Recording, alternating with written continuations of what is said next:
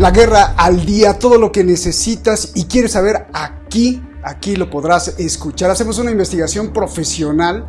Javier Martínez durante 5 días, durante toda la semana está siguiendo paso a paso cómo se va acomodando la guerra en el mundo, no solo en Ucrania contra Rusia, sino todo lo que se maneja en Washington, en Moscú y en los silos, no solo nucleares, sino de pensamiento de todo el planeta. Empezamos con estas imágenes porque creo son muy elocuentes y ya se lo preguntaremos a Javier Martínez.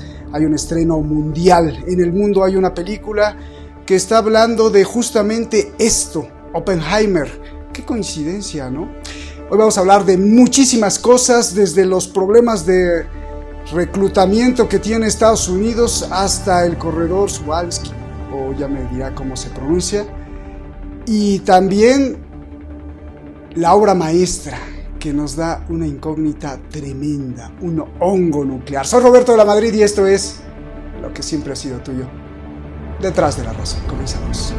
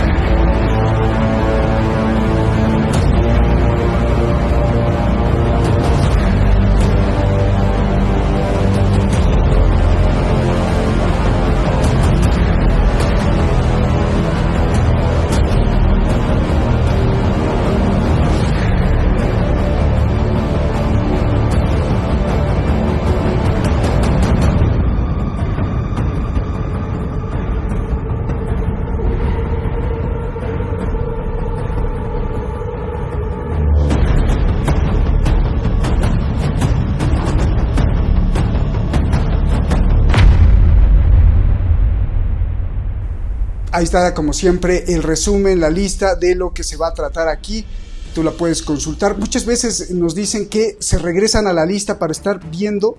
Y bueno, hay gente que de verdad hasta... Recuerdo que había varios niños que nos seguían desde hace mucho, ahora ya son jovencitos, sacaban su cuaderno y empezaban a apuntar. Gracias a todos ellos, gracias a ese espíritu de investigación. Y entonces me comentan que se regresan a la lista esta del principio para checar los temas e irle poniendo palomita o visto bueno o como se llama, check, de todos los temas que se van tocando. Y bueno, pues eso nos llena de emoción de que estamos ahí poniendo las cosas. Sobre todo esta investigación que hace Javier Martínez, una investigación profesional. Javier, ¿cómo estás? Qué gusto saludarte. Y le decía al público que pues estás con decenas de folios, de hojas, de páginas, y que seguramente ya tendrás un librote así, pero que en toda la semana, todos estos 5 días, de lunes a viernes, estás pero pendiente, investigando, yendo a tus fuentes y cotejando, que eso es muy importante, cruzando la información para que no digas solamente lo de un lado. Y bueno, pues te agradecemos mucho, Javier, que estés aquí, como siempre, en esta conferencia magistral de fin de semana, explicándonos lo último de la guerra no solo en Ucrania, sino de la guerra de las élites y cómo se manejan. Pues adelante, Javier, te mandamos un abrazote hasta el otro lado del Atlántico y empezamos con esto que nos pones, que es esto de operación, o en inglés que se dice Operation Atlantic Resolve, órdenes de reclutamiento de Biden. Adelante, es todo tuyo el micrófono, te escuchamos con atención, Javier. Buenas tardes desde España, un placer como siempre compartir. La semana pasada, tras que terminábamos, me llegó una noticia de que iban a publicar o estaban publicando desde la web de la Casa Blanca esto que tú has denominado en inglés la Operation Atlantic Resolve, que es una operación de reclutamiento en la cual el presidente de los Estados Unidos, presidente Biden,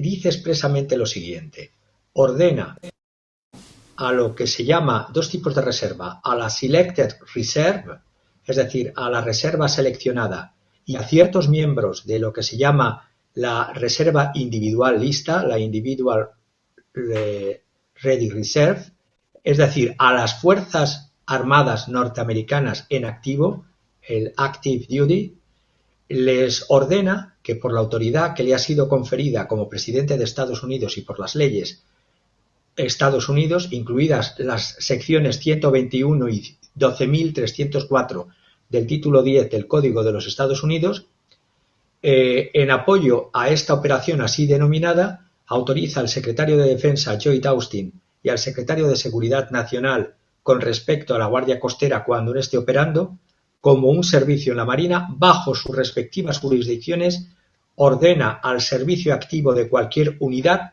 esta operación que, como dice, es el nombre de la respuesta militar de Estados Unidos a la operación militar especial de Rusia. Así tan clarito.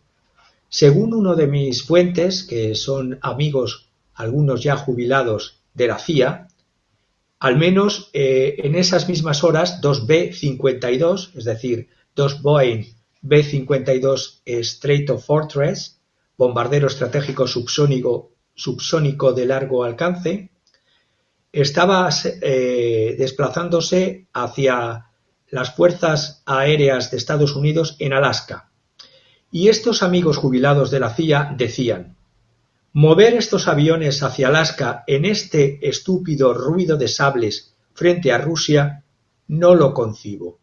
No lo conciben expertos militares de la CIA jubilados.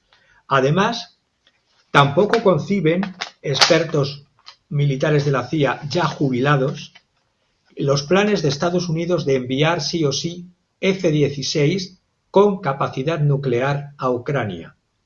Estoy pensando que no es un bla bla bla bla, sino que el propio Jake Sullivan, el miércoles 12 de julio, en el programa Good Morning America, que así me lo pasaron, decía: el futuro de Ucrania está en la OTAN, y daba fe de que se enviarían pilotos y aviones a Ucrania. En la CNN, el día 16 de julio, se daba también por parte de Sullivan la luz verde que daba el presidente Biden a los países de la Unión Europea para entrenar a los ucranianos en aviones de combate F-16. Pues bien, la respuesta primera rusa a los... Primero voy con lo de los F-16. El ministro de Relaciones Exteriores de la Federación Rusa, Sergei Lavrov, advirtió que si los F-16 llegan a Ucrania, Rusia los tratará como una amenaza nuclear potencial. Es decir, lo ha advertido expresamente a las potencias nucleares, tanto a Estados Unidos, a Gran Bretaña y a Francia, de que Rusia no puede ignorar la capacidad de estos aviones para transportar armas nucleares y que, por lo tanto, si estos pasos agresivos de estados hostiles se manifiestan y se concretan, será para Rusia una amenaza existencial y no hay ninguna duda de esto, de que si los F-16 llegan al teatro o llegasen al teatro de operaciones ucraniano, el ejército de Rusia, digo palabras textuales del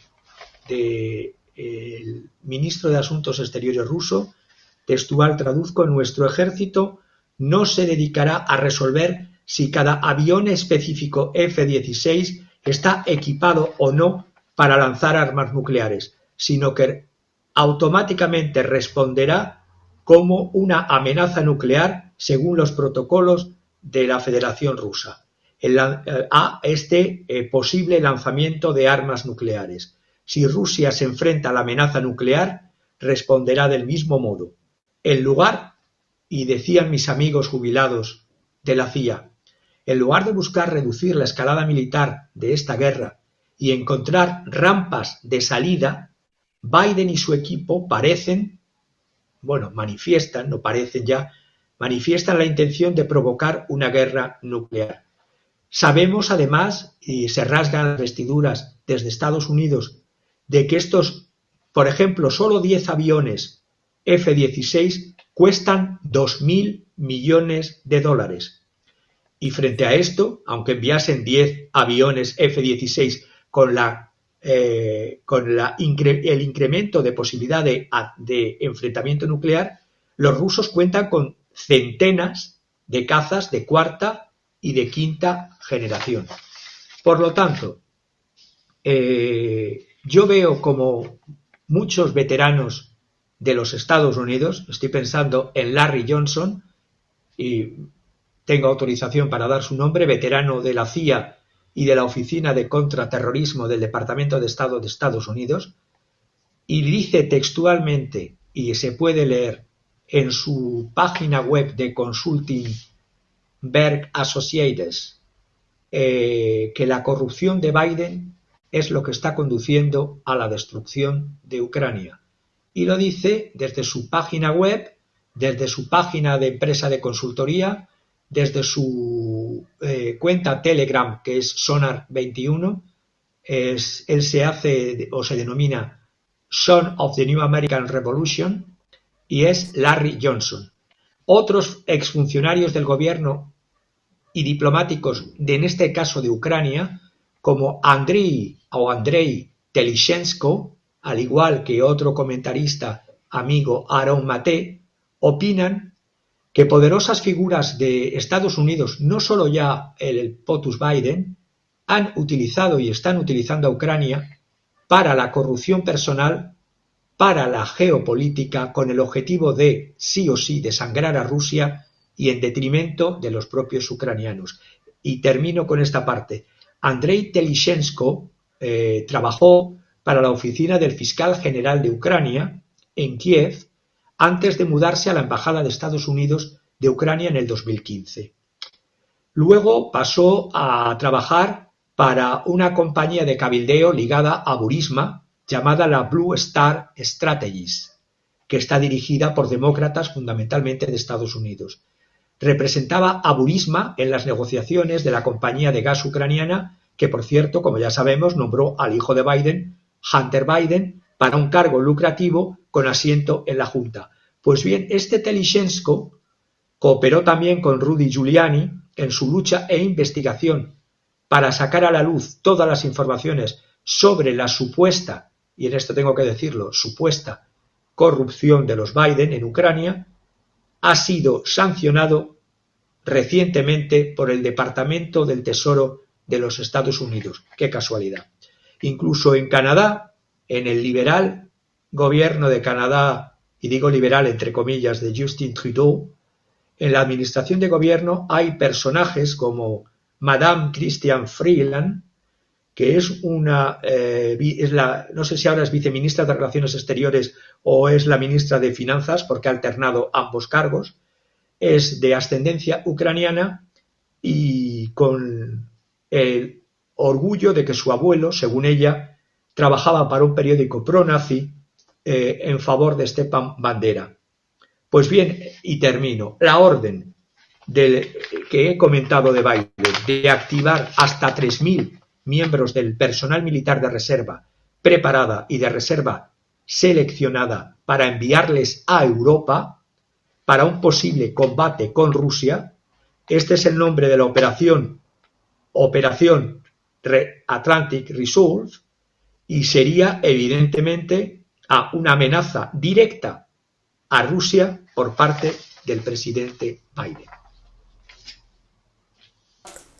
Javier, y qué coincidencia que justo en las salas de cine del mundo, en este momento, haya una gran publicidad y un gran lanzamiento de una, pues a lo mejor una gran producción hollywoodense, de un director respetable, pero qué gran coincidencia que se lance esta película que se llama Oppenheimer, y que, si me dejas pensar mal, pues a lo mejor la geopolítica está, como siempre hemos denunciado aquí, ligada esta vez u otra vez más entre la inteligencia y las órdenes que recibe Hollywood para producir narrativas. Pero eso no me lo contestes, te lo preguntaré hasta el final, porque justamente nos has enviado una obra de arte que tiene que ver mucho con esto.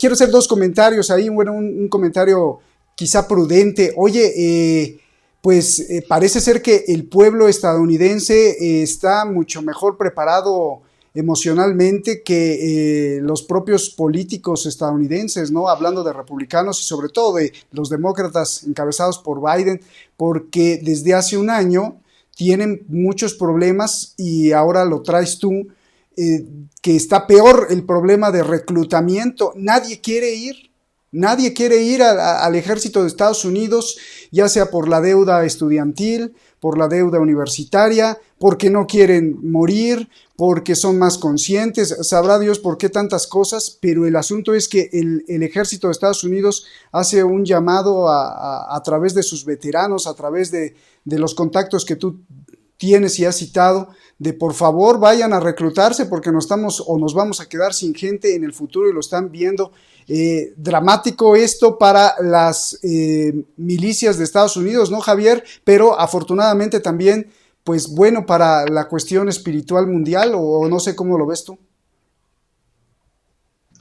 Hombre, teniendo en cuenta que las últimas operaciones militares americanas de larga duración, como ha sido la guerra durante decenios en Afganistán y la guerra en Irak, han dado los resultados de devolución de féretros más grande después de la guerra del Vietnam, y teniendo en cuenta que eso a la población norteamericana les ha beneficiado, como vemos, por el incremento de los homeless y las personas más endeudadas y más empobrecidas, y una destrucción masiva de la clase media norteamericana, pues evidentemente dirán que batallitas vayan otros, sobre todo si en su senectud o en su irracionalidad de senectud quieren morir, que mueran ellos. Claro. Oye, y el otro comentario, es solo un comentario, una especulación mía. Me llama la atención que Rusia le alerte la presencia de los F-16 ahí en Ucrania, y y entonces yo me pregunto, digo, bueno, F-16, aunque ya están muy modernizados y actualizados a la época, pues no deja de ser un modelo de los antiguos, ¿no? Desde 1978, creo, 80, de los General Dynamics, que luego lo tomó otra armadora, pero yo pienso, porque no están mandando ni F-35, que es más avanzado que el F-16, ni mucho menos el F-22, que es como el arma de lujo. Yo pienso que también, no sé, tú me dirás, probablemente también estén mandando estos F-16, aunque sean actualizados, como para ver cómo los rusos los derriban, ¿no? Y entonces estudiar qué tipo de armas Rusia tiene como para derribar los F-16 y entonces pues tenerlo más medidito a Moscú, no lo sé, también siento que es por ahí, empañado o disfrazado de toda esta parafernalia de que les vamos a enviar estos aviones para defender a Zelensky, que eso sería lo último. O que lo que menos les importe, sino también estudiar, no lo sé, pero bueno, ya nos los dirás. Y vámonos al siguiente punto. Nos mandas Ucrania y Occidente frente a la derrota. A ver, adelante, Javier. El director de la Unidad de Defensa y de Seguridad es un experto en un centro analítico de Londres llamado Civitas. Es un think tank, Civitas, como ciudad en latín. Esta persona se llama Robert Clark, es un veterano además militar británico que tuvo sus experiencias militares en Oriente Medio y en Afganistán y actualmente es director de esta unidad de defensa y de seguridad. Textualmente ha definido el día 18 de julio lo que se avecina en Ucrania y para Occidente, y hacía un análisis de la contraofensiva que a estas alturas muchos analistas militares, no solamente geoestrategas y analistas económicos, sino analistas que han estado en el terreno militar, ya lo califican sin lugar a dudas de una contraofensiva fallida, y de la situación de sí o sí a concesiones territoriales significativas. Él analiza o él dice que desde el principio de la operación militar especial rusa, de la operación militar en el Donbass, del 24 de febrero, que por eso se inició la invasión de Rusia, según declaraba el Kremlin, ha habido siempre tres salidas. La primera salida es la victoria de un lado o del otro lado, es obvio. La segunda salida, que es hacia lo que se está empantanando, es un conflicto congelado en el espacio y tiempo, pero claro, un conflicto que tiene repuntes que pueden torcerse hacia una hecatombe. Y en tercer lugar, la salida sería un acuerdo negociado teniendo en cuenta la evolución de más de un año ya. Los comentarios públicos realizados esta semana por Oleksiy Arestovich, y cito en esta parte también a Ucrania, es el ex asesor del jefe del gabinete de Volodymyr Zelensky, parece indicar que la tercera salida, la tercera opción, la del acuerdo negociado, pudiera ser ahora más probable de lo que antes se pensaba, y lo dice Arestovich, que planteó la posibilidad de que el gobierno de Kiev haga concesiones territoriales de Ucrania a Rusia a cambio de que el resto del país reciba la garantía de seguridad más sólida, que es la membresía de Ucrania dentro de la OTAN. Estas son posiciones tanto de un director de un think tank analítico en Londres, ex militar británico, y la otra posición es del asesor del jefe del gabinete de Zelensky, Arestovich. Pero Rusia aceptaría eso, visto Javier. Lo visto. Rusia no va a aceptar eso, ¿sí? Hombre, no tengo todos los interlocutores de Rusia, pero a priori la membresía de Ucrania en la OTAN, no. Mayoritariamente, entiendo, a fechas de hoy. Porque Kiev también es verdad que está esperando aproximadamente, por muchas promesas que le hacen, la mitad del equipo militar occidental prometido a principios de este año 2023. Sus fuerzas están desgastadas, sus reservas están comprometidas, la contraofensiva fracasada. Existe una baja moral silenciada en el frente, pero les obligan a permanecer atrincherados. Hay campos de minas rusos que cobran a diario su precio a los tanques que suministra Occidente, y a los zapadores ucranianos solo le han podido, y esto es un dato que tengo de hace horas, solo han podido quitar 5.000, o mejor dicho, recuperar 5.000 millas de las 60.000 millas que necesitan para dividir el puente terrestre que conecta Rusia con Crimea. Por muchos fuegos artificiales que digan de lo del puente de Crimea, les quedan, han recuperado 5.000 de 60.000. La tierra entre Mariupol en el este y Melitopol en el oeste son las piezas clave para lograr el objetivo anterior. Y veo muy difícil, y lo ven además muchos militares amigos con los que consulto de un lado y de otro, lo ven muy difícil para los ucranianos porque carecen de cobertura aérea y además de los jets avanzados para proteger a sus fuerzas terrestres de los helicópteros y de los cazas de ataque rusos, y mientras tanto sus soldados deben sortear kilómetros y kilómetros de campos minados con trampas para tanques y en última instancia una red de trincheras rusas fuertemente excavadas. Es un esfuerzo militar que estamos viendo, aparte de inútil, titánico, donde la masa, la mano de obra, la moral, el equipo, las existencias, la logística, la determinación y la suerte juegan cualidades militares. Hay un adagio que me gustaría decir que me ha proporcionado este amigo británico. Es un adagio que decían los talibanes frente a las tropas de la OTAN en Afganistán. Los talibanes decían: ustedes pueden tener los relojes, pero nosotros tenemos el tiempo. Y eso es lo que está pasando con el empantanamiento querido de la guerra en Ucrania, de esta guerra que no me canso de decir y de definir como guerra de desgaste. El verano ucraniano ya está en la mitad. Recordemos que la ofensiva iba a ser la contraofensiva en primavera.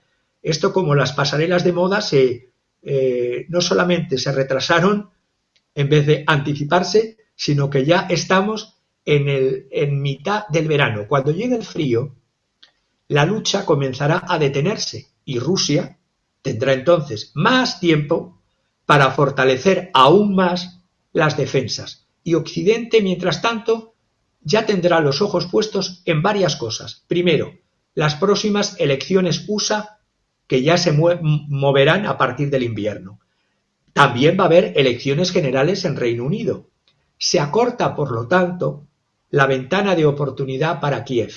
Y si fracasa en sus esfuerzos en el campo de batalla para dividir este puente terrestre con Crimea y recuperar gran parte de su territorio en el invierno, los llamados a hacer concesiones territoriales para obtener resultados políticos serán muchos más frecuentes, y no solo en Ucrania, sino también en las capitales europeas que empiezan y estarán todavía más entonces con fatiga de guerra. Un resultado favorable para la élite política exterior del gobierno de China, curiosamente, sería una Ucrania dividida.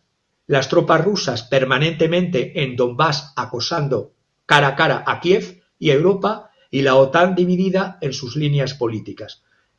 Es un regalo, dicen los británicos, amigos británicos, para Xi Jinping, que comienza a intensificar, dicen ellos, yo no lo veo así, sus ambiciones imperialistas y extraterritoriales en el Indo-Pacífico, y una derrota para Occidente. Esto lo ven desde Gran Bretaña e incluso amigos británicos con los cuales no comparto todos sus análisis.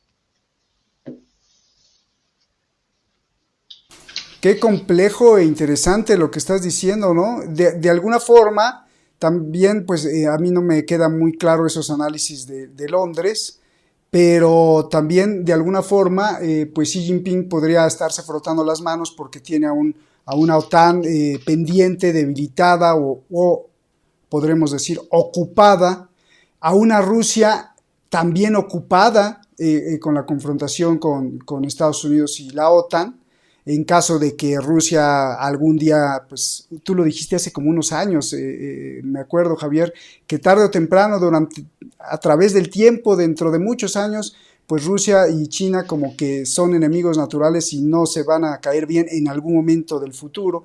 Entonces, bueno, pues así tiene ocupados a todos, ¿no? A Rusia, a la OTAN, a Estados Unidos, y bueno, pues China puede incrementar su presencia militar o de comercio o económica, y bueno, suena interesante, no habrá que perderlo de vista, aunque yo tampoco me queda claro mucho de los análisis, pero está muy interesante todo esto que nos traes. Javier, a ver, ¿qué quiere decir esto de que Wagner va a invadir el corredor Suwałki? Y esto parece ser pues como una fake news, ¿no? Analízalo por favor o explícanos. A ver, todo parte, primero digo el medio que lo sacó es Daily Mail, creo que fue el domingo 16 de julio, los periodistas que lo sacaron, Will Stewart, Eleanor Tay y Hannah MacDonald, sí, el día 16, domingo 16 de julio, decían que Putin, más o menos la noticia se resumía en el Daily Mail, que Putin planea usar combatientes Wagner para invadir el corredor Suwałki.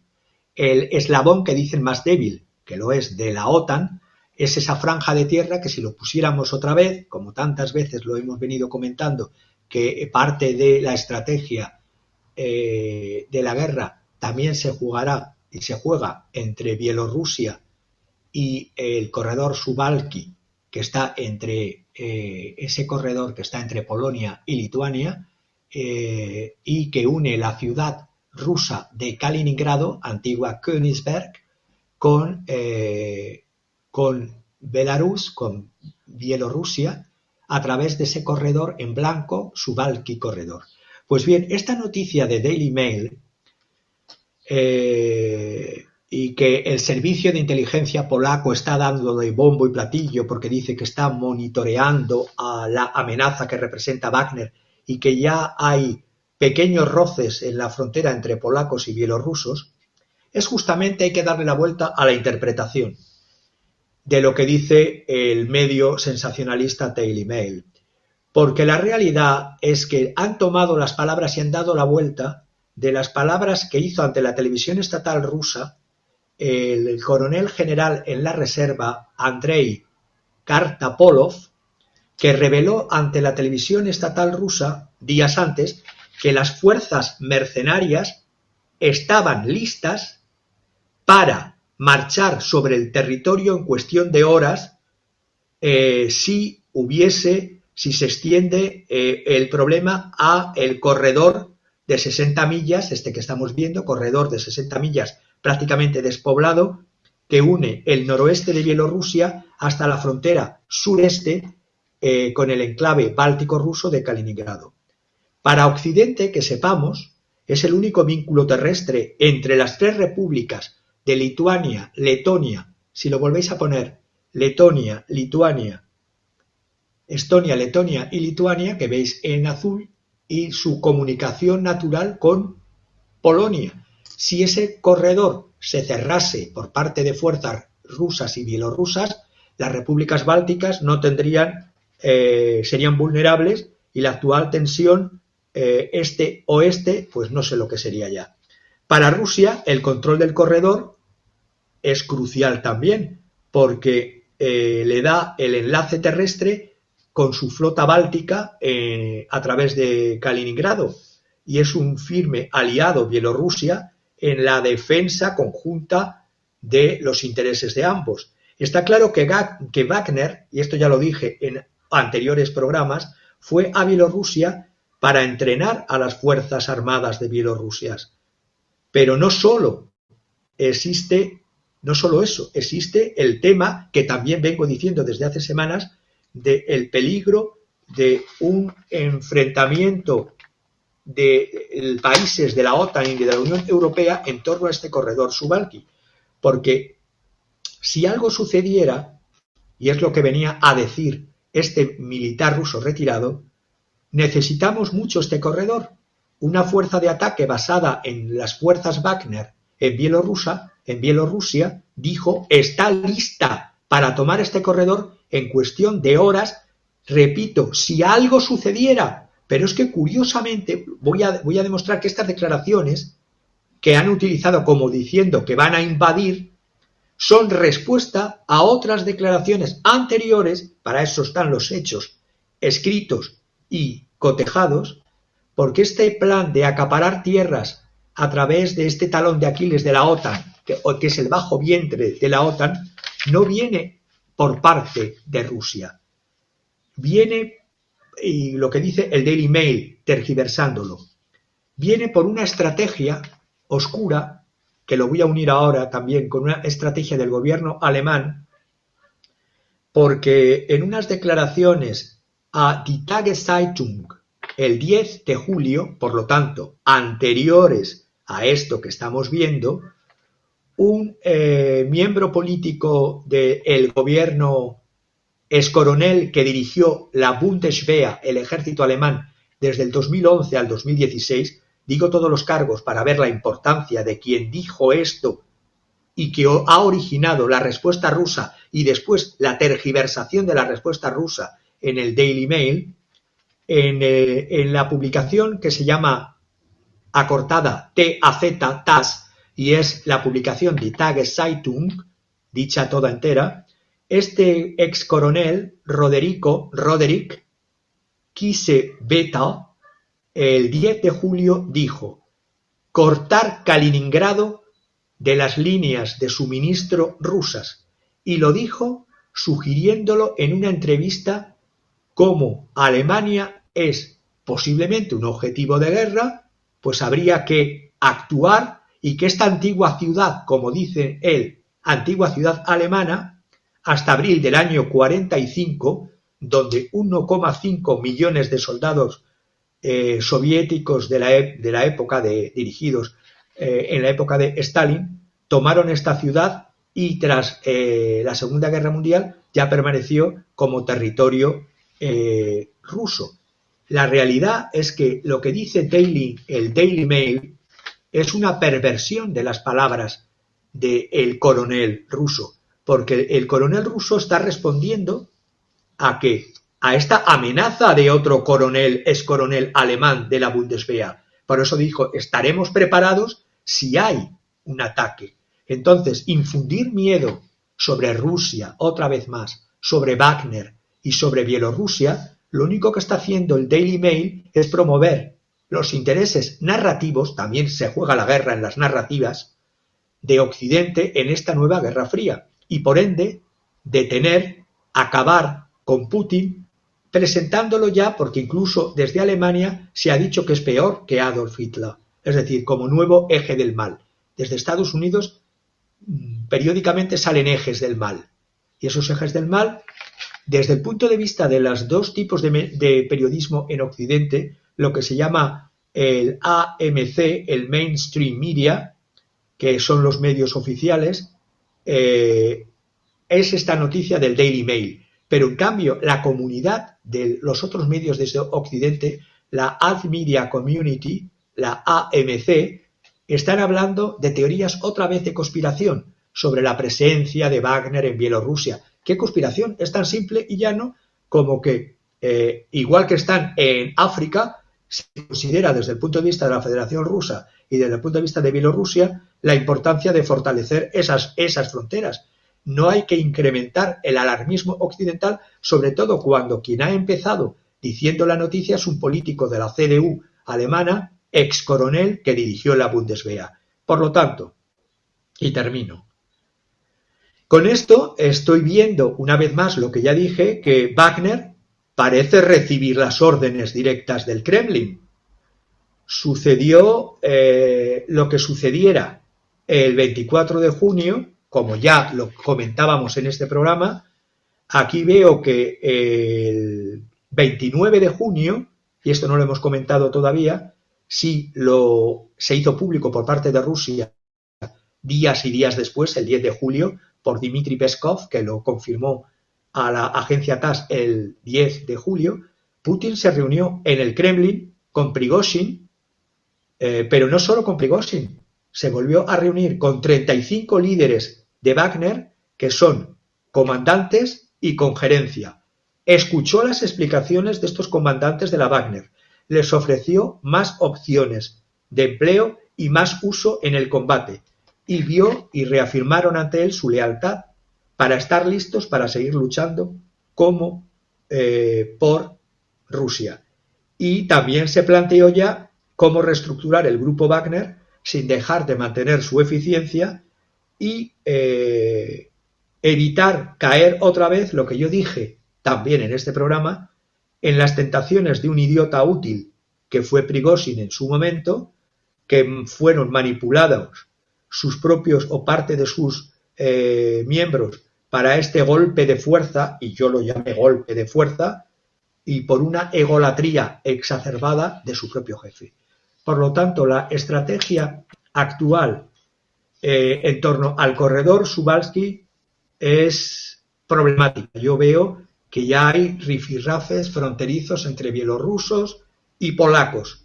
No sé en lo que pueden derivar en estos próximos días, pero la realidad, y si me permites, la pregunta que venía en lo que es el orden del día, ¿cuál es la estrategia oscura, yo lo llamo oscura, del actual gobierno alemán? Pues lo tengo muy claro. Yo pensaba, en un primer momento, contrastando cifras, que el interés venía principalmente por el eje anglosajón, es decir, Estados Unidos y el Reino Unido. Pero luego, sumando y viendo cifras, veo que las ayudas militares y de armamento de Alemania es el segundo proveedor actualmente de armas en Ucrania. En la cumbre de Vilnius prometió otro nuevo pack de 700 millones de dólares. Pero es que además se ha comprometido a proporcionar más municiones, más tanques adicionales, más sistema de defensa aérea Patriot, y esto lo dijo el propio ministro de Defensa alemán Boris Pistorius. Y aquí se me une, y esta viene a pelo lo que acabáis de poner, ese mapa. Ese mapa muestra en amarillo lo que era Alemania, incluido Königsberg, que está en color marrón, cuál era la frontera alemana en la época de la República de Weimar y durante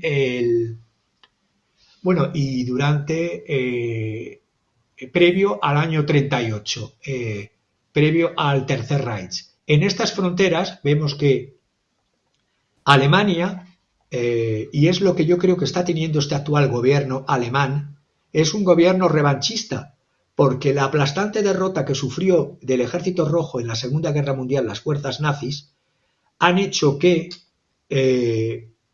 un excoronel que en la época Merkel no diría lo que acaba de decir, diga estas cosas, que un gobierno que se dice que es de centro izquierda o de izquierda, como es el del CDU, CSU, SPD y los verdes, los Grüne, diga lo de cortar Kaliningrado de las líneas de suministro. Que el presidente de Alemania, Frank-Walter Steinmeier, diga que ante la situación actual uno no debe obstruir a los Estados Unidos, sino cooperar. Y que se deben dar, y lo ha dicho el presidente, no el jefe de gobierno alemán, el presidente Frank-Walter Steinmeier, ha dicho que no solo se le debe dar a Ucrania garantías, si es necesario, y ahora explico el mapa, si es necesario, se le tendrá que dar también a Ucrania asistencia nuclear, como un paso intermedio a su membresía.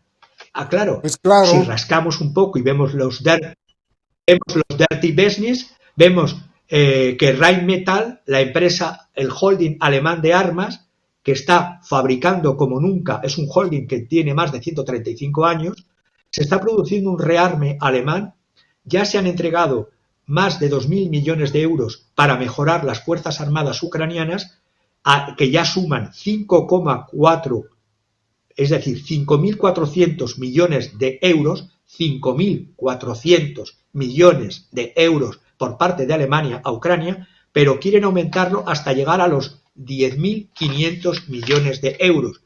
Es decir, esto unido a que en la conferencia de Potsdam, y si queréis ponemos el mapa, que dio en el año 45 la finalización de la preparación ya y la finalización de la Segunda Guerra Mundial en Europa. La conferencia de Potsdam, hubo un corrimiento de fronteras. Lo que antes era frontera alemana con Polonia pasó a ser Polonia, es decir, todo lo que veis en amarillo fuerte era territorio alemán, se pasó a entregarlo a Polonia y además en el año 1990 entregaron los alemanes a Polonia 1,3 billones de euros. Pues a pesar de eso Polonia sigue reclamando. Pero es que Alemania, la Paganini, por haber iniciado, evidentemente, y haber perdido la Segunda Guerra Mundial, ahora está en situación de revanchismo porque habla de lo del antiguo Königsberg desde el año 45, Kaliningrado, y habla de enviar 4.000 soldados más a la frontera con Lituania, donde hemos visto antes el problema con el corredor Suwałki. Habla de establecer una base alemana en el Báltico, aparte de lo ya dicho de las inversiones de miles de millones de armas a Ucrania, y además parece ser que los presidentas de Estonia, Letonia y Lituania no tienen ningún problema con que haya esta presencia alemana. Debe ser que están muy bien como estaban en el Dritte Reich alemán, que le ocupó estos tres estados y sometió a Estonia, Letonia y Lituania a la férula nazi. Pues bien,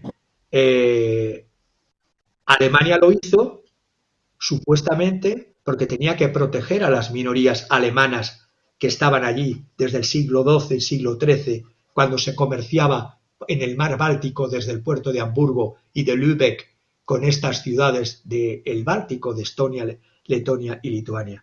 Por lo tanto, hay un deseo de revancha muy peligroso en Europa y se están aventando vientos de guerra también muy peligrosos, a pesar de lo que otros analistas y otros congresistas y otras personas de peso internacional quieren o queremos parar, y que haya cuanto antes una situación de salida de paz y de bienestar para todos. Oye, pues parece ser que está de moda que todo el mundo quiere recuperar su territorio o reclamar territorio. No vayan a aparecer por ahí los celtas y te quieran expropiar tu casa, Javier. Es una broma. Pero lo que no es broma, yo te pregunto, este corredor Suwałki, legalmente, ¿de quién es? ¿Es territorio de quién? ¿Quién tiene el control de la tierra por donde pasa este corredor? ¿De Lituania, de Polonia, de quién?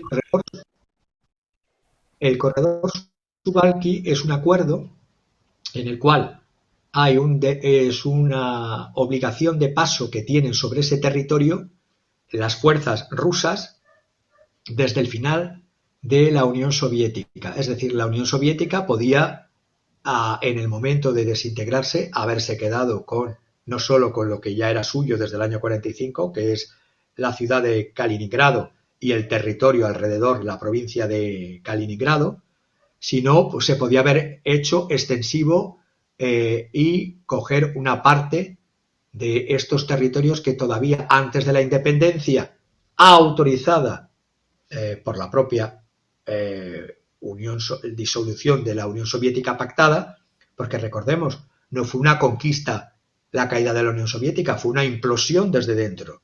Entonces, es un territorio, como se dice, tierra de nadie, en tanto en cuanto es un corredor de paso para permitir que el territorio terrestre ruso de Kaliningrado pueda tener conexión a través de Bielorrusia, país aliado, las fuerzas rusas terrestres a sus fuerzas marítimas en el Báltico.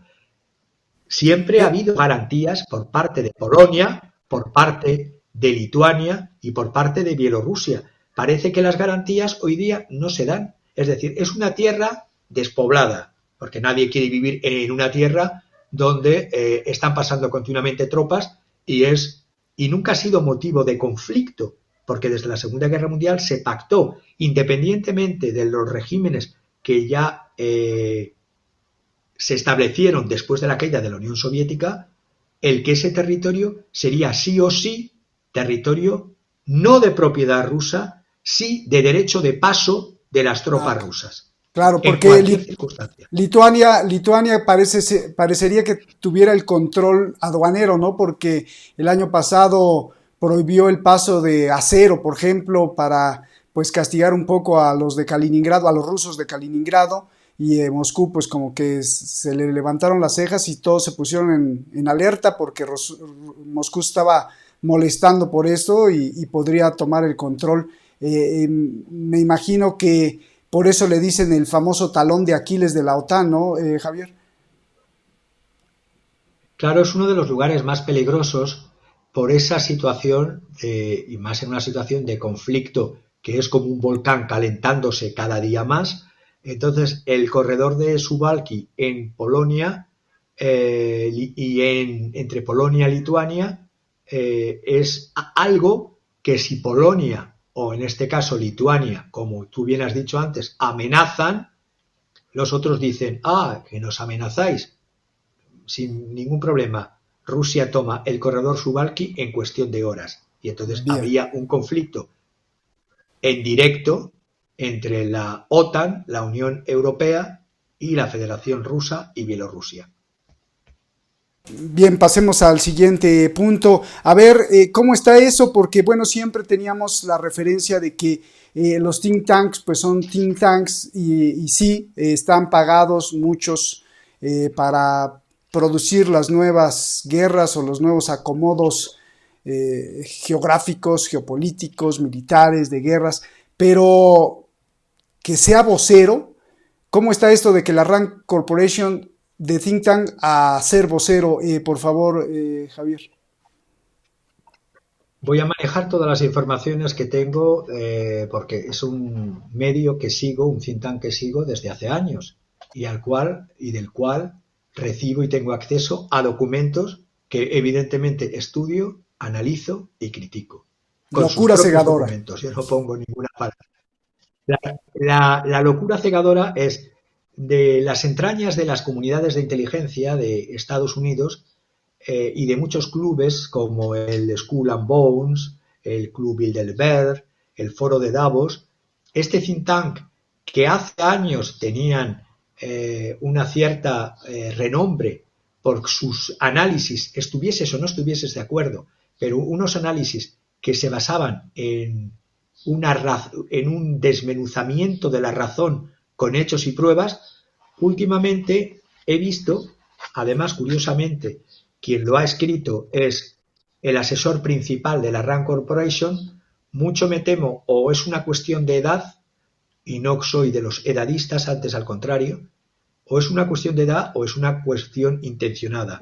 Brian Michael Jenkins, asesor principal de la Rand Corporation, es una persona que tiene 81 años, habla en su blog del 11 de julio 2023, el The Rand blog, The War in Ukraine, y dice, la guerra en Ucrania, ¿el atolladero de quién? Y en su análisis me he quedado estupefacto porque su razonamiento es el siguiente. Ucrania tiene nuevos peligros. Y los nuevos peligros que tiene Ucrania no es por algo que suceda, según este señor, en el campo de batalla. Es decir, se ciega a la realidad. Segundo, dice que tampoco, que estos peligros, que va a decir de qué naturaleza son, no es por lo que suceda en el campo de batalla, que podrían llevar a Ucrania incluso a que se sentase en una mesa de negociaciones, o peor, que no estuvieran en la mesa de negociaciones y se decidiese su futuro. Y dice que el peligro de todo es la impaciencia de Occidente, la impaciencia occidental. Y dice que la contraofensiva de primavera, ahora verano, está en marcha y que por lo tanto hay que esperar, hay que seguir con la picadora de carne y hay que seguir enviando miles de millones de euros, miles de millones de armas y cientos de miles de soldados muertos. Porque dice lo siguiente en su razonamiento: si no hay un golpe de gracia de Ucrania y el liderazgo de Rusia se queda atrapado en un juego de tronos, me sorprende que utilice un lenguaje de película en un análisis tan serio como lo que eran los análisis de la Rand Corporation. Dice que Ucrania no tiene que concluir, no tiene que aceptar un acuerdo desfavorable, que esta guerra ya de por sí es importante porque es un pantano o una guerra eterna para Rusia. Y se me ocurre lo que dice esta persona de la Rand Corporation con lo que en Nueva York, en la ONU, la presidencia rusa en abril del 2023, ante el Consejo de Seguridad de la ONU, que lo tomaba la presidencia Rusia, se están haciendo una serie de cosas que voy a demostrar que van en contra de lo que dice este think tank. Desde el principio, ya digo, desde abril de este mismo año, exfuncionarios de Estados Unidos han mantenido y mantienen conversaciones secretas sobre Ucrania con destacados rusos, o al menos con el principal diplomático del país, con el objetivo de sentar las bases para las negociaciones y poner fin a la guerra de Ucrania. Estoy viendo que ya hubo, repito, en abril del 2023, hubo varias reuniones de varias horas. Me ha llegado la información con detalle. Hubo 4 exfuncionarios en esta primera reunión. Es que se ha producido una segunda reunión el día 6 de julio a las 12 del día 6 de julio, también en Nueva York. La del día 23 estaban 4 exfuncionarios y 2 funcionarios actuales. Los nombres que me han llegado por parte norteamericana eran Richard Haas, con 2 A's y 2 S's, ex diplomático y presidente del Consejo de Relaciones Exteriores, del Council on Foreign Relations. También estaba Charles Kupchan, también de este Consejo de Relaciones Exteriores. También Thomas Graham, ambos, estos 2 últimos, exfuncionarios de la Casa Blanca y del Departamento de Estado. Y también estaba Mary Beth Long, ex subsecretaria de Defensa, y es un nexo con la OTAN. También había un exfuncionario de los Estados Unidos, que no tengo su nombre, que viajó incluso a Rusia, que estoy hablando de abril, y estos 3 últimos, cuando se les preguntó, los que he nombrado, con sus nombres y apellidos, no respondieron a las peticiones que los periodistas desde Nueva York les decían de que hiciesen comentarios. Se negaron a comentar y se negaron a que se les nombrase para confirmar estas conversaciones que debían, evidentemente, mantenerse en secreto. ¿Qué es eso de que se haya producido también ahora, el 6 de julio, esto que se llama en diplomacia la diplomacia de la vía 2?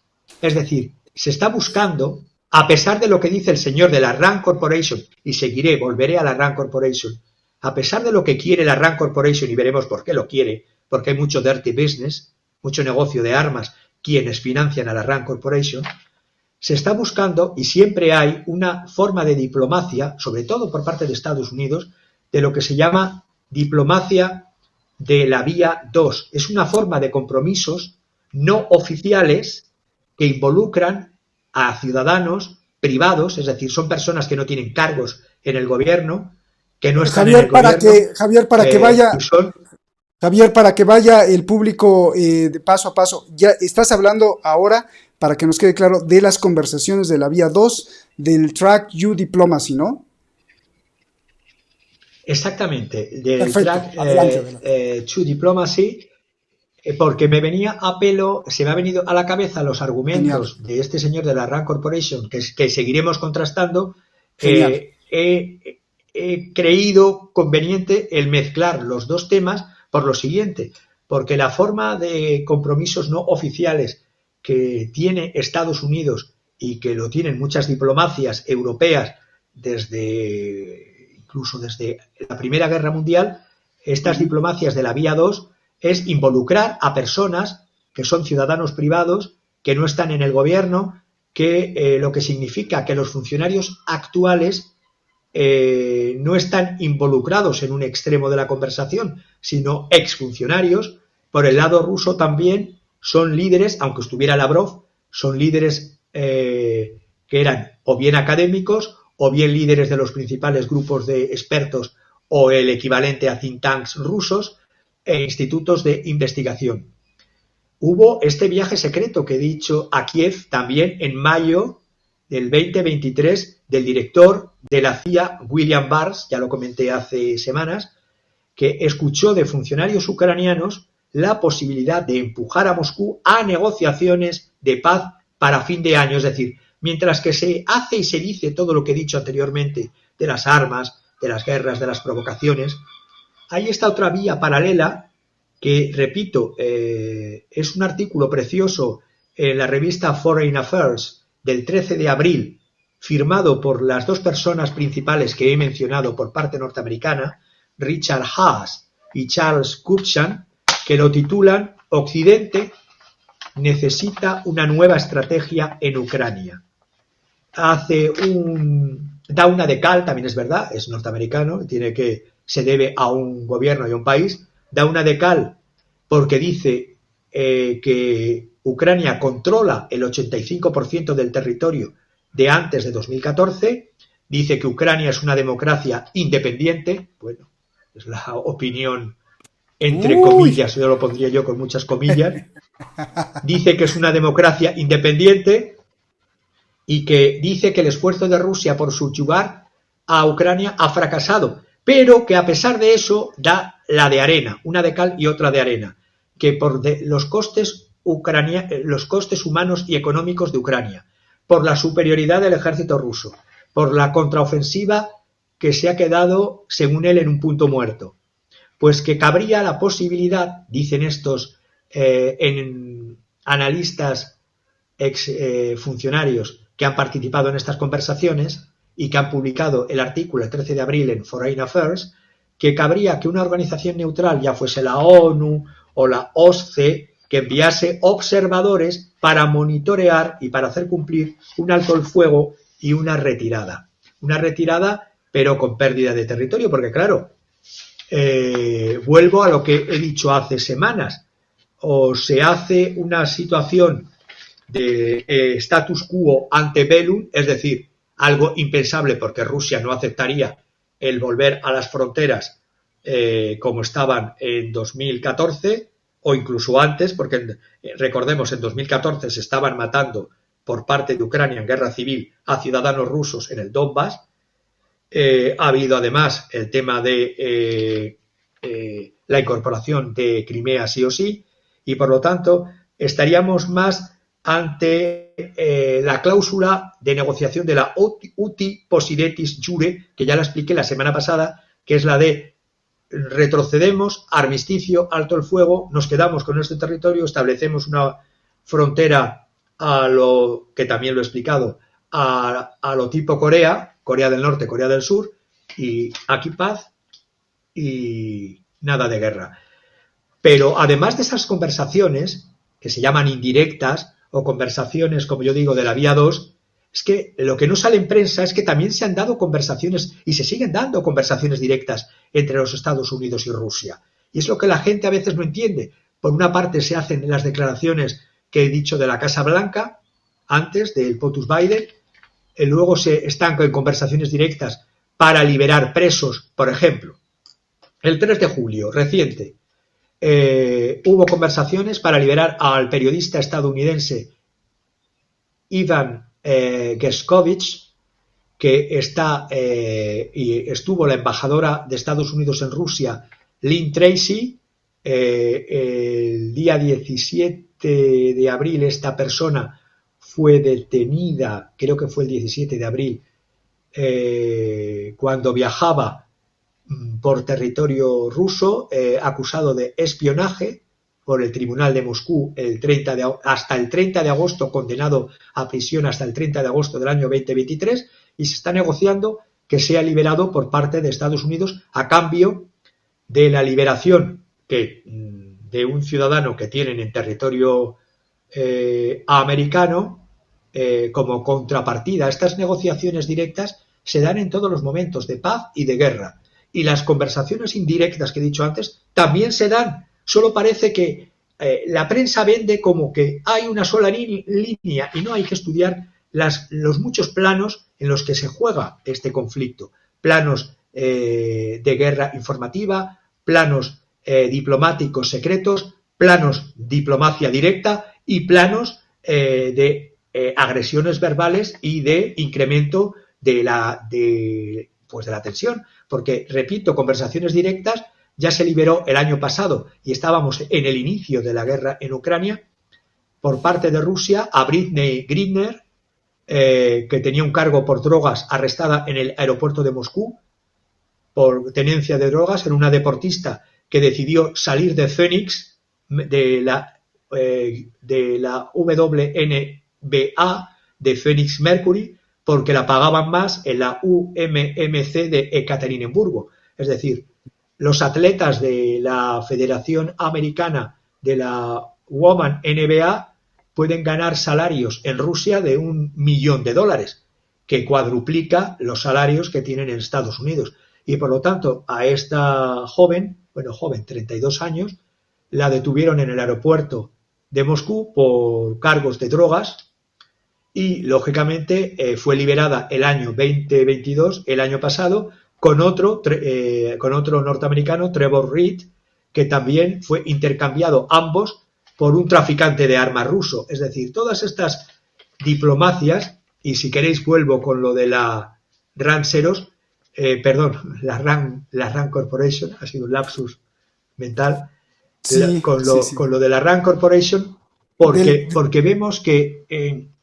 del informe, ¿no, Javier? Del informe de 2019, que es un informe tremendo, ¿no? Y te quería hacer un apunte, creo que muy elocuente, porque no hay que olvidar que la RAND Corporation pues tiene 75 años de edad, justo acabando la Segunda Guerra Mundial, que fue creada con fines prácticamente militares, porque la creó Douglas, esa empresa de aviación militar, justamente que con sus aportaciones creó muchas armas, y que estaba leyendo, es increíble, Javier, o sea, la cantidad de, iba a decir esclavos, de empleados, 1,700 empleados tiene la RAND, o sea, el think tank tiene a 1,700 personas pagadas con sueldos buenos, grandes, directos, para que estén pensando, y tiene ganancias de 230 y tantos millones de dólares. Estás hablando de un monstruo, un cerebro militarista monstruoso que diseña y que ahora se ha convertido en vocero. Y de ahí nos saltamos a este informe para regresar con la RAND Corporation, el informe 2019, que nos revela muchas de las cosas y que nos puede anticipar de lo que está pasando y lo que va a pasar, ¿no, Javier? Totalmente. Yo he venido sacando y trayendo para el programa informes que he leído, estudiado y he diseccionado de la RAND Corporation, que, por cierto, como bien has dicho, fue creada en el año 48, en un principio por la Douglas Aircraft Company, luego para evitar que creyesen que no hay conflicto de intereses, pues se vendió a otras compañías y fundaciones. Ahí está también la fundación de Bill y Melinda Gates, está la fundación de George Lucas, está la fundación Ford, y los fondos los reciben fundamentalmente, aparte de estas fundaciones, tiene fondos patrocinados por el Departamento de Defensa. Hay 3 fondos patrocinados por el Departamento de Defensa, uno patrocinado por el Departamento de Seguridad Nacional, luego está el Departamento de Salud, la Agencia de Medicamentos y la Agencia de Alimentos, también financian a la RAND Corporation. Ese informe es un plan detallado claramente desde el año 2019, tengo informes anteriores, muchos menos elaborados, que ya también hablaban de eso, es decir, de plan para acabar con Rusia, es decir, mucho antes de la intervención militar rusa hay un interés por parte de los colectivos que financian a esta corporación a que se estudien las maneras de triturar, de acabar de generar desequilibrios, y así lo dicen expresamente, generar desequilibrios en su poder militar, en su poder económico y en su poder político. Este informe del año 2019 lo siguen teniendo publicado, salvo que lo retiren, menos mal que lo habéis sacado, a fecha 18 de julio seguía estando publicado. No os extrañe de que lo puedan quitar el acceso. Yo lo he proporcionado porque tengo acceso y os lo he dado. Pero ahí da la idea de cómo este think tank propone financiar a Ucrania en el 2019 en un conflicto con el Kremlin, pero que no intervenga directamente los Estados Unidos, evitar elevar la tensión del conflicto con Rusia para que no se vea la mano de Estados Unidos, apoyar la independencia y la separación de Bielorrusia y romper la alianza de Bielorrusia con Rusia, recuperar el control sobre Siria.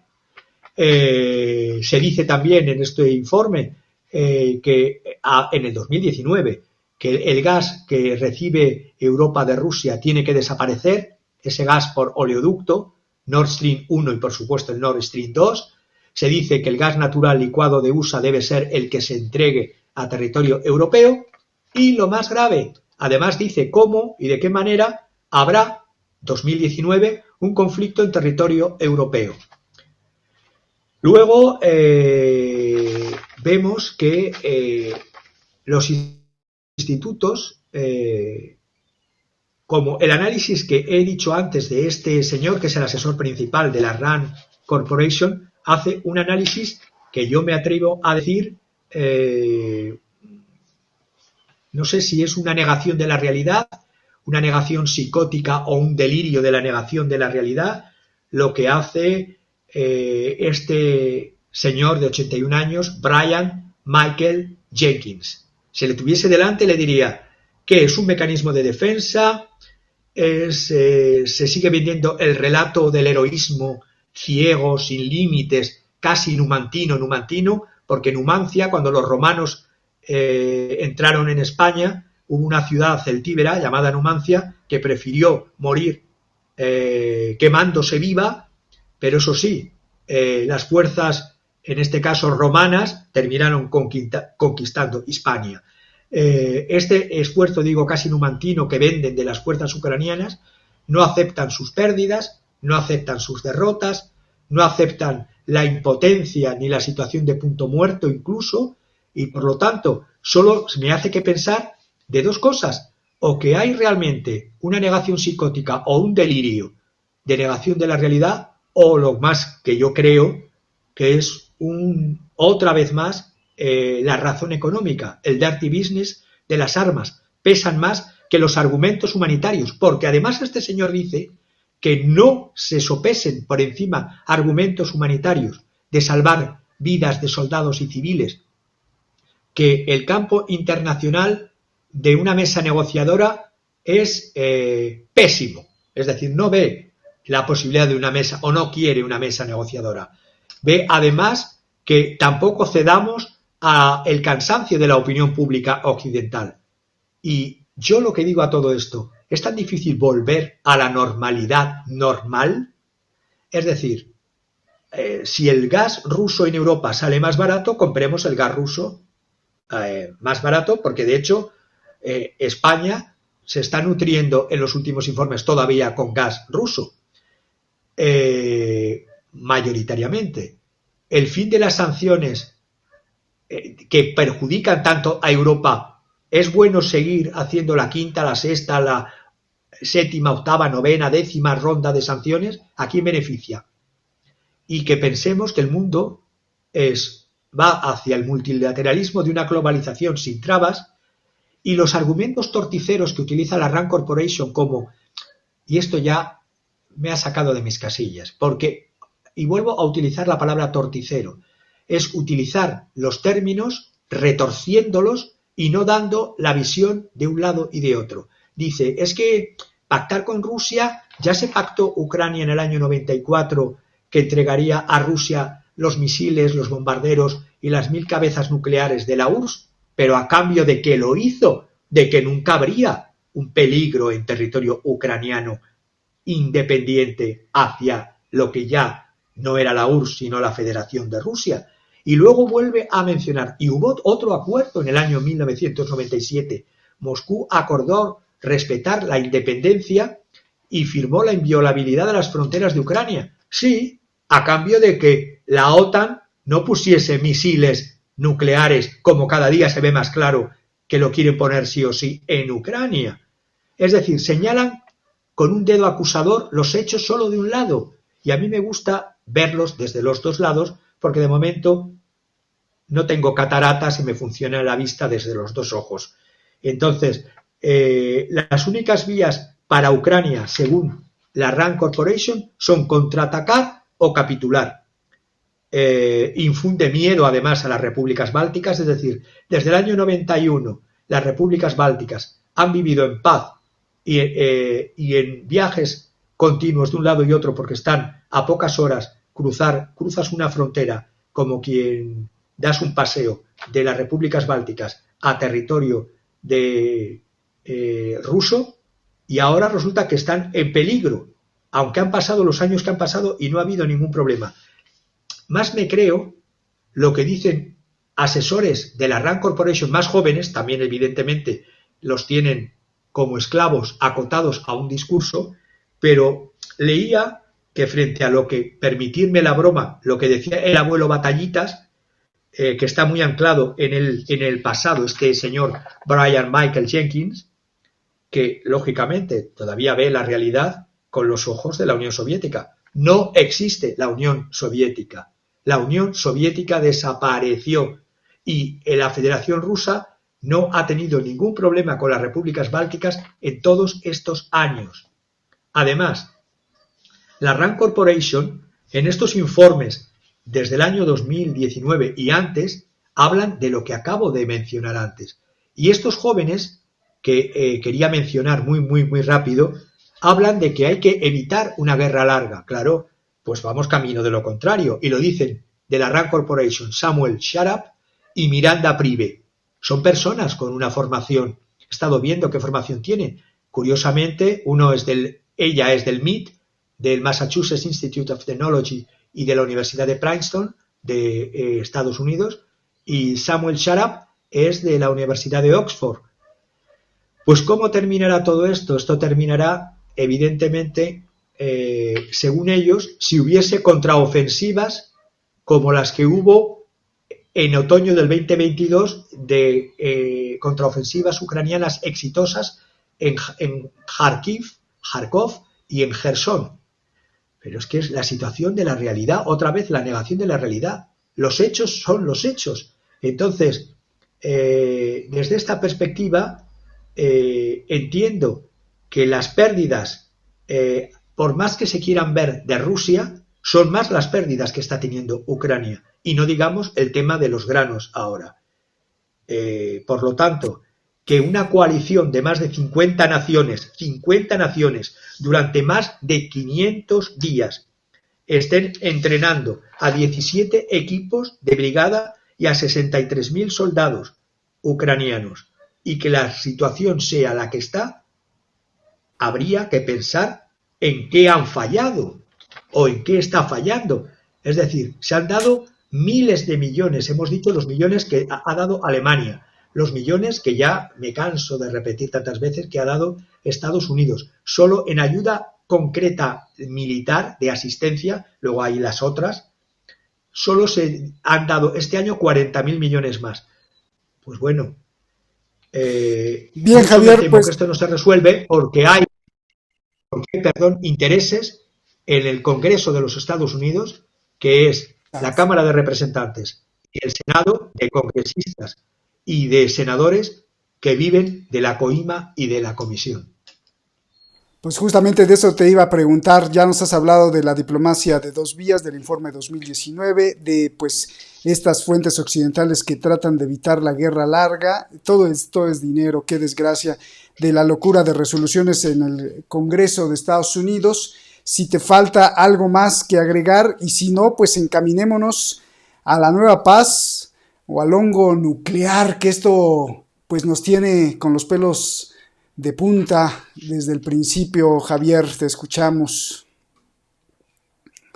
Querría simplemente comentar muy breve, porque son muy extensas y no da tiempo, pero solo señalar que están ahí publicadas y se pueden ver y se pueden consultar en la página web del Congreso de los Estados Unidos. Hay unas resoluciones que están pendientes de aprobación que, en resumida cuenta, dicen 4 cosas. Y voy a decir las resoluciones para que vean que se pueden comprobar, que no me las invento. Es decir, ir a una guerra total contra Rusia es decir, les da lo mismo, o los dos a la vez, o contra China. 2, exigir la capitulación de Rusia ante Ucrania. 3, que los Estados Unidos invadan Rusia si se niega a la capitulación. Dar a Ucrania los medios y el entrenamiento para destruir, además, la planta de energía nuclear más grande de Europa, la de Zaporizhia, que está controlada por Rusia, y así provocar una liberación de radioactividad y culpar a Rusia y a los Estados Unidos en defensa de Europa, que tienen, por lo tanto, la excusa para invadir Rusia. Y 4 y último, que la OTAN se expanda en Asia-Pacífico para derrotar a China.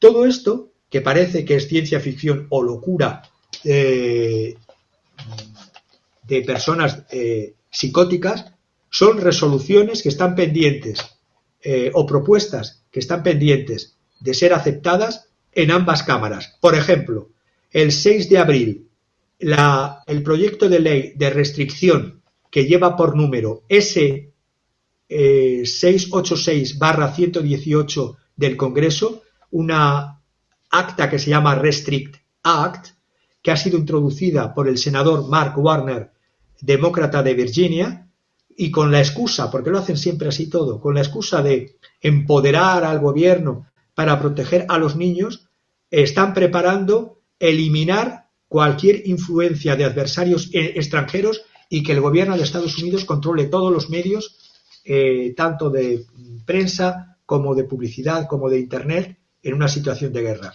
La otra resolución, y termino, porque son muchas resoluciones las que he estado viendo, es la H-Res 322 del 25 de abril ante la Cámara de Representantes. Es una resolución que dice: la victoria de Ucrania sí o sí. Es la política, dice, de Estados Unidos ver a Ucrania victoriosa contra la invasión y restaurada a sus fronteras del año 1991. Por lo tanto, Rusia tiene que devolver Crimea, Donbass, Jersón y Zaporizhia, y si no los devuelve, Estados Unidos tiene que declarar la guerra a Rusia. Esto lo dicen en el Congreso, ¿eh? El presidente del Comité de Asuntos Exteriores de la Cámara de Representantes, Joe Wilson, republicano por Carolina del Sur, el representante Steve Cohen, demócrata de Tennessee. Esto se ha presentado ante la Cámara de Representantes, se llama Resolución Victoria de Ucrania, y luego se ha presentado en el Senado por los senadores Richard Blumenthal, demócrata de Connecticut, Sheldon Whitehouse, demócrata de Rhode Island, y el republicano, por supuesto, y aquí está Lindsey Graham, que habla de que habrá una tercera guerra mundial si Rusia gana en Ucrania. Textual: habrá una tercera guerra mundial si Rusia gana en Ucrania. Hay varios copatrocinadores, no voy a decir todos los nombres, tengo hasta 12 que han firmado esta propuesta de Lindsey Graham. Además, el secretario de Estado Anthony Blinken, en entrevista, dijo ya el 3 de mayo algo muy, muy condenable y peligroso, que lo diga un representante de cualquier gobierno del planeta, que dice que él promocionaba el asesinato, el magnicidio es un delito penal internacional, y el terrorismo de Estado contra Putin y su séquito, que no lo vería tan malo porque Putin es peor que Hitler, y que, por otra parte, también abrirá una puerta de la OTAN en Japón. Y lo que decía, para terminar, de Lindsey Graham, y va a venir bien ahora que veamos estas imágenes que estamos viendo, es que Lindsey Graham y Richard Blumenthal, Lindsey Graham de 68 años y Richard Blumenthal, proponen una guerra nuclear contra Rusia, e incluso el arma nuclear táctica, si la utiliza Rusia, o hay un ataque a la central nuclear de Zaporizhia, venga de donde venga, se consideraría motivo para un hongo nuclear entre ambas potencias. Ah, ándale, eso sí suena, pero más dramático que dramático, porque está en el seno de Washington, en el seno del Congreso, y están contemplando estas opciones. Y entonces viene como anillo al dedo la obra maestra, la obra pictórica que nos estás enviando y que nos gustaría que pues nos explicaras detalladamente para que cerremos con con la pregunta final de si es una gran coincidencia que nos estén metiendo a través del cine una gran producción hollywoodense como la de Oppenheimer. Pero primero con tu obra maestra que me llama mucho la atención. Adelante, hongo nuclear o paz duradera. A ver, veamos, parece el nombre de una de esas operaciones como margen protector. Venga.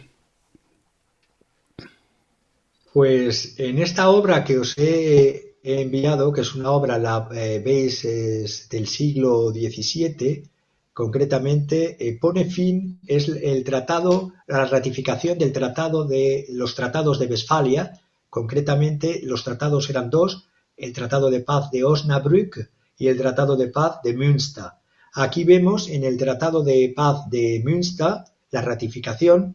Había habido una guerra de 30 años en Europa, 30 años de guerra, del 1618 al 1648, y con este tratado se ponía por fin, valga la redundancia, a esta guerra y a otra guerra que había durado 80 años entre el Reino de las Españas, desde Felipe II hasta Felipe IV, con los Países Bajos. Del año 1568 una guerra a 1648.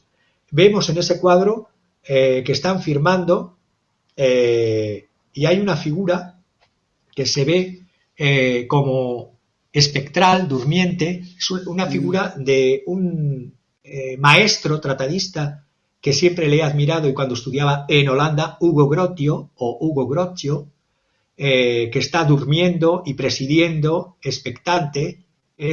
Hugo Grotius ya había muerto, ¿Dónde y está? es como que él está justamente sedente, es decir, tumbado, en la parte central hay un señor vestido con rojo, blanco y amarillo, pues al lado del de rojo, blanco y amarillo, como si estuviesen firmando sobre un sarcófago.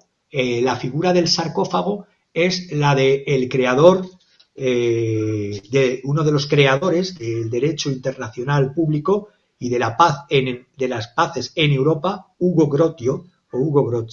Vemos por parte de la ratificación, vemos figuras con colorido. Los que van en negro y blanco son figuras holandesas, porque están bajo la idea de su religión calvinista de no ostentación en los ropajes ni en las vestimentas. Y por la parte española vemos desde un monje de una orden religiosa, y vemos a caballeros españoles que son los que están mirando de frente, y vemos quienes también ayudan a la ratificación, franceses, que son los que veis que están más emplumados o más con colorido rojo, blanco y amarillo.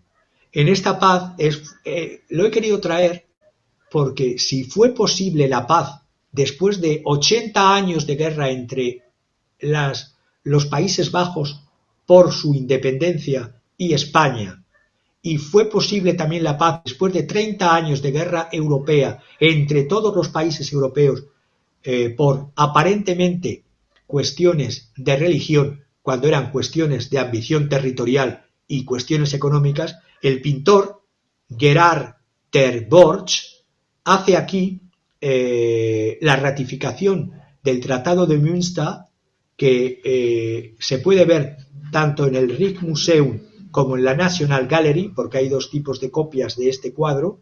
El de la National Gallery, no sé si creo que es el de la National Gallery o es el del Rijksmuseum. Es el primer congreso diplomático que se dio en el mundo moderno, y es el primer congreso que traigo aquí porque aquí se tendría que respetar o volver a esta idea de respetar una Europa y un mundo basado en el concepto de la soberanía nacional. Este tratado sentó las bases, estos tratados, el de Münster y el de Osnabrück, sentó las bases de los principios de la soberanía nacional frente a los principios de la soberanía feudal de los reyes y de los señores nobles que circulaban por Europa. Por primera vez se hablaba de estados nacionales y se hablaba, además, de instaurar, no duró mucho luego después, instaurar una paz cristiana y una paz universal. Paz cristiana porque los que se habían enfrentado en Europa eran cristianos de distintos credos, ya fuesen católicos contra luteranos o contra calvinistas, luteranos contra calvinistas, calvinistas contra anabatistas, es decir, distintos credos religiosos. Aquí en este tratado se habla del perdón general de todos los estados, de un olvido perpetuo, de una amnistía o perdón de los que han cometido cualquier tipo de falta en esta guerra por ambos lados, tanto la de 30 años como la de 80 años, y algo fundamental que ya se dijo en aquel 1648, 24 de octubre, se dijo olvido de las deudas de guerra y confirmar los límites territoriales de los estados del imperio al 1618 y la situación de las confesiones religiosas al 1629, con un principio que era cada estado regulará la religión que tenga su, por así decirlo, su rey, porque todavía no existían presidencias democráticas, cuius regio eius religio, es decir, según sea la religión del rey, así será la religión del reino y se respetará las otras confesiones religiosas, cosa que esto se habían matado en Europa, repito, en una guerra de 30 años, pero que llevaban desde el año 1598 matándose en guerras por decir yo pertenezco a esta lectura de la Biblia y tú perteneces a otra lectura de la Biblia. Pues bien, todos los intereses territoriales, estratégicos, económicos se solventaron con la primera paz del mundo moderno, que fue posible de poner paz y poner respeto a los estados territoriales en el tratado que ya he nombrado de Osnabrück y de Münster. Es la paz de Westfalia. O esto, o buscar una nueva paz de Westfalia en Europa, o el hongo nuclear. No nos queda más remedio.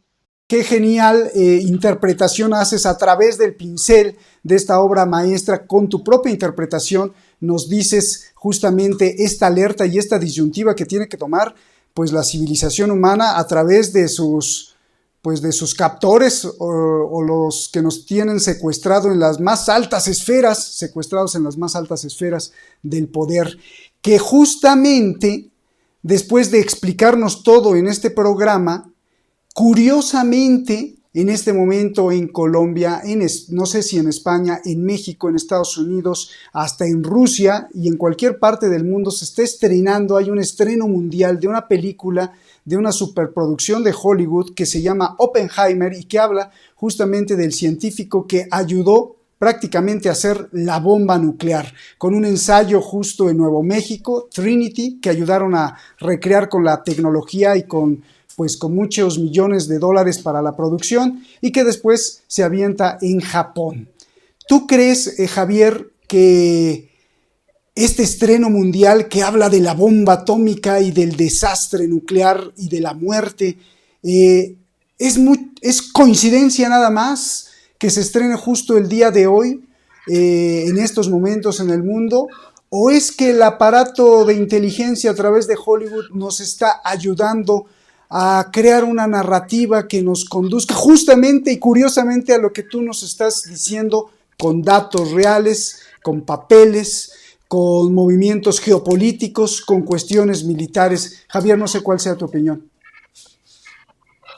Pues yo creo que si bien el director Christopher Nolan, del cual he seguido toda su trayectoria y hay películas que me han gustado mucho, no creo que alguien que ha gastado un presupuesto de más, tengo entendido, de 100 millones de dólares en esta película, que haga coincidir las fechas de su estreno, aparte del tirón publicitario, que se vaya creando la conciencia de la necesidad, como se creó la conciencia de la necesidad del sí o sí cuando fue contratado el físico Robert Oppenheimer para trabajar en el equipo de científicos de la Operación Manhattan, que condujo definitivamente a la bomba atómica para su posterior utilización y experimentación monstruosa sin que hubiera habido ningún juicio de ningún tipo, antes al contrario, es decir, lo que cayó sobre Hiroshima y Nagasaki fue por el bien de la paz.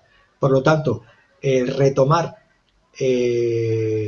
con un elenco de actores con un gran tirón entre las masas, como puede ser Cillian Murphy y Robert Downey Jr. para la película de este científico, pues yo no creo que sea casual. No creo en las casualidades, sino en las causalidades. Qué tremendo. Genial programa, Javier.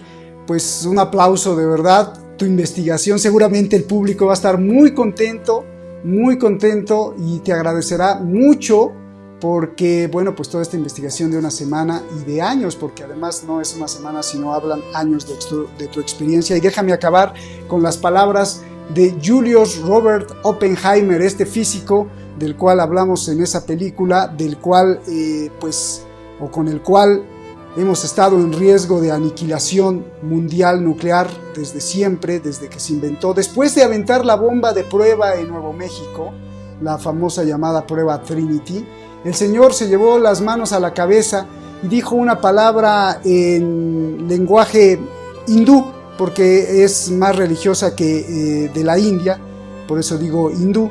Y esa palabra pues me lleva a pensar que él sabía bien lo que estaba pasando. Dijo la palabra, no lo pronuncio bien porque es indio, Bhagavad Gita, o Bhagavan, creo que se dice en español, Bhagavad Gita.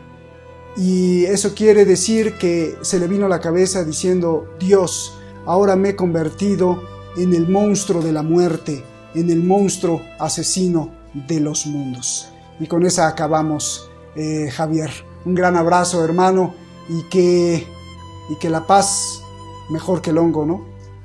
Abrazos, Javier, y muchas gracias. Y gracias a ti que nos estás viendo siempre en tu tablet, en tu iPhone, en tu teléfono celular, en tu Android, en lo que sea. Gracias por defender este espacio de libertad. Javier, de verdad, muchas felicidades. Déjame aplaudirte porque fue una gran masterclass que has dado, conferencia magistral. Abrazos, hermano. Gracias, y te lo agradece mucho el equipo y sobre todo el público. Gracias.